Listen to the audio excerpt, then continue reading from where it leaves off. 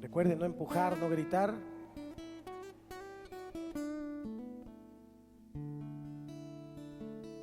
Y mientras ellos van, vamos a dar gracias al Señor. ¿Le parece? Allí en su lugar vamos a agradecer a Dios por su palabra. Padre, venimos esta mañana agradecidos, Dios, por tu amor, porque nos permites el gran privilegio de poder entrar hasta tu presencia, Dios. Gracias por tu misericordia, gracias por tu amor, porque tú eres digno de recibir la gloria y la honra por siempre. En el nombre precioso de Cristo Jesús, y todos decimos amén y amén. Antes de comenzar esta predicación, me gustaría pedir al pastor Clides que venga para dar un saludo. Ya usted lo conoce porque hace un tiempito estuvo con nosotros. Acaba de regresar de Cuba, él es cubano, vive en La Habana, chico, y él estará con nosotros durante la semana, pero hoy solamente un saludo. Dios le bendiga, amados hermanos, en esta mañana. ¿Cómo están? Gloria a Dios. Me gusta esa, me la voy a llevar. Es un privilegio, hermanos, estar aquí con ustedes en esta preciosa mañana y toda esta semana. Están tan asombrados como yo de estar aquí, no se preocupen. Pero el Señor le dijo a Nicodemo en San Juan capítulo 3 versículo 8: el viento sopla de donde quiere y solo oye su sonido, mas no sabe de dónde viene ni de dónde va. Así es todo el que es nacido del Espíritu Santo. Pues aquí estoy para la gloria y honra del Señor, y agradeciendo al Señor por la vida del pastor Santiago, su esposa, su familia, que me acogen y me invitan. Y gloria a Dios por ustedes, hermanos. Me siento en mi casa. Amén. Gracias, pastor Clides, gracias. Nos sentimos muy contentos de que estés con nosotros. Hemos venido enseñando durante un buen tiempo ya acerca de la adoración sálmica. Titulamos esta serie porque en el principio del año Dios nos dio una palabra hablando acerca de fundamentos para poder vivir la vida cristiana.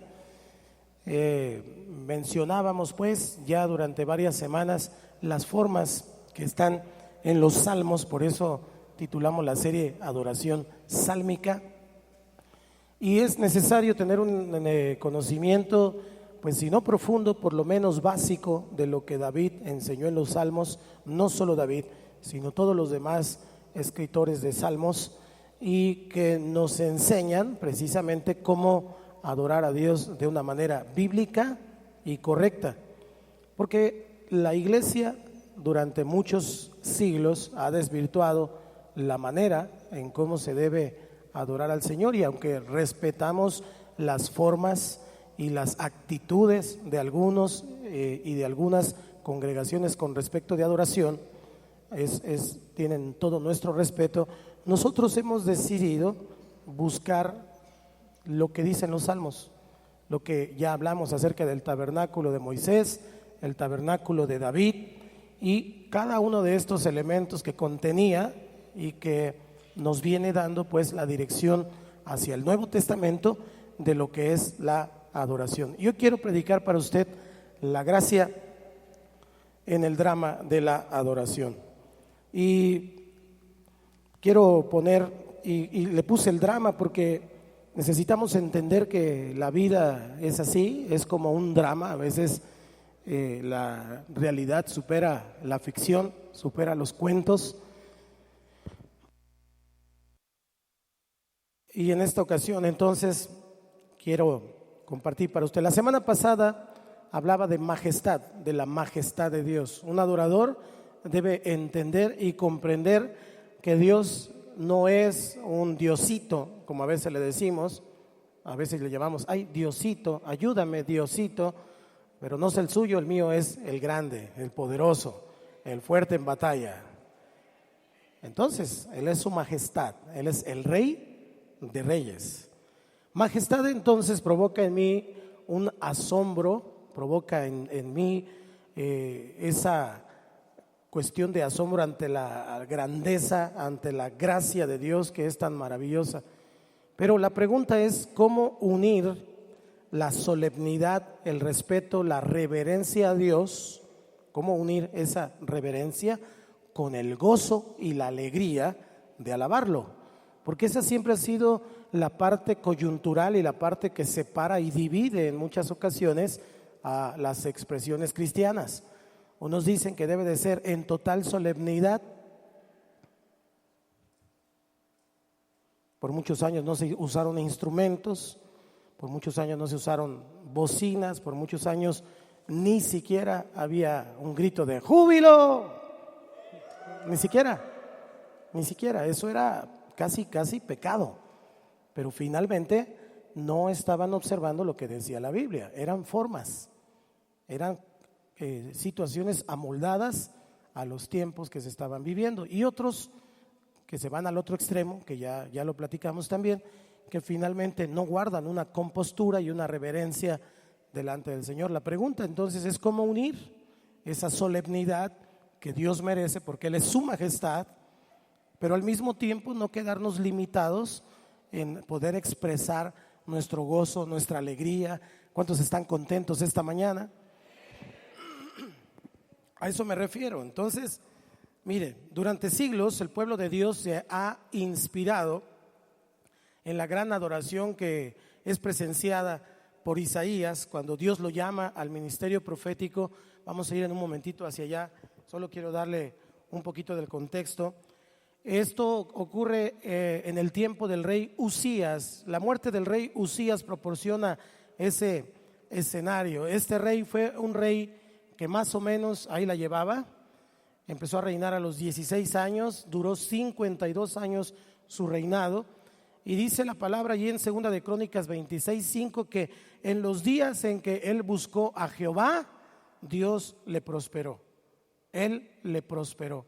Mientras él buscaba al Señor, Dios le prosperó. Pero a medida que pasaba el tiempo, Usías iba abandonando la ayuda de Dios. No sé si le suena conocido. Cuando lo necesitamos, Dios ayúdame. Pero conforme vamos pasando esos tiempos de prueba y esos tiempos de niñez espiritual, como que ya no lo necesitamos tanto. Usías tenía 16 años y decía: Señor, no sé qué hacer con este pueblo, y entonces buscaba a Dios. Pero fue creciendo y pensó que ya se las sabía de todas, y entonces se alejaba del Señor. Después quería hasta enseñarle a Dios. Después quería decirle a Dios hasta cómo se tenía que hacer las cosas, y quería que Dios se amoldara a su vida. Él fue un rey porque Dios le dio sabiduría, edificó grandes fortalezas, máquinas de guerra. Él fue un inventor muy importante de los judíos. Organizó un ejército muy poderoso. Dios siempre lo respaldaba. Además, él fue el primero en hacer el grupo SWAT, porque hizo un grupo de guerreros de élite. Tenía su ejército, pero aparte tenía los que eran los peligrosos, y todo iba bien hasta que finalmente en el versículo 16 de ahí, de segundo libro de Crónicas, capítulo 26, dice, fíjese bien lo que dice: mas cuando ya era fuerte, su corazón se enalteció para su ruina, porque se rebeló contra Jehová su Dios, entrando en el templo de Jehová para quemar incienso en el altar del incienso. Le digo que ya quería enseñarle a Dios cómo se hacía. ¿Qué pasó con Usías? Pues el rey enfermó de lepra porque él quiso entrar a adorar según su propio criterio, según su propio capricho. Recuerde que en el Antiguo Testamento al templo solo podían estar y entrar los sacerdotes. Él no era un sacerdote, era un rey, pero él quiso entrar. Incluso atacó a los sacerdotes que intentaban evitar esa locura. Él mismo los atacó. Y bueno, su fama se extendió por todo Judá, conociendo de este abuso de poder, de este abuso de autoridad de parte de Usías. Y este rey leproso se convirtió, entonces pudo haber sido un gran símbolo de la nación del pueblo de Dios, pero al contrario, por alejarse de Dios y por no tomar en cuenta a Dios, entonces se convierte en un símbolo del juicio de Dios, porque Dios envió un juicio a él con lepra, manifestado en lepra, a causa de una adoración impropia. Yo le vengo diciendo desde casi principio del año que el asunto de la adoración es algo sumamente importante, profundo. Tan importante que Satanás, cuando lleva a Jesús al desierto, lo único que le pide es que se postre y que lo adore. Eso quería. Pero el Señor le contestó: al Señor tu Dios adorarás y a Él solo servirás. Así que si a usted le parece que la adoración es parte del programa, como si esto fuera un show, pues está equivocado. La adoración es la reunión más importante, junto con la oración que usted y yo tenemos con Dios.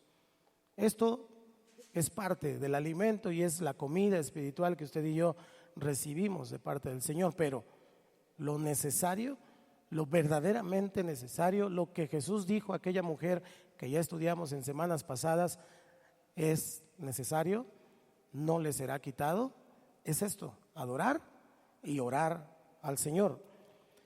Por eso le dije, vamos a estudiar este asunto de la gracia, porque no es un asunto cualquiera el enfocar la gracia en la adoración. Y quiero empezar con el drama, como si fuera una obra de teatro. Piense que se descorre el telón. Ahora vemos a Uzías ahí en el escenario, y allí en el capítulo 6 de Isaías, vemos a Isaías.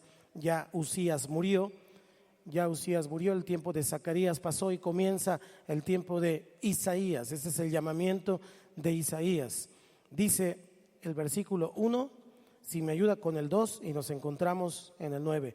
En el año que murió el rey Uzías, vi yo al Señor sentado sobre un trono alto y sublime, y sus faldas llenaban el templo.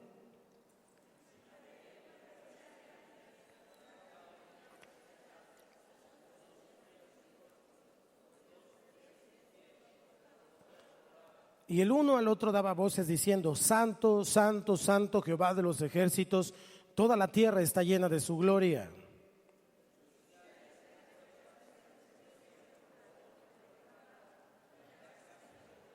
Entonces dije: ay de mí que soy muerto, porque siendo hombre inmundo de labios y habitando en medio de pueblo que tiene labios inmundos, han visto mis ojos al Rey Jehová de los ejércitos.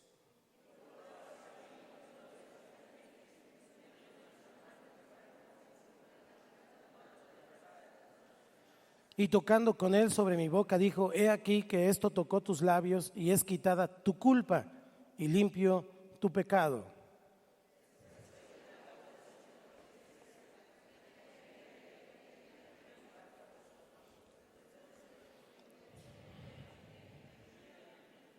Y dijo: anda y di a este pueblo. Y ahí viene un mensaje, dice: oíd bien y no entendáis, ved por cierto, mas no comprendáis.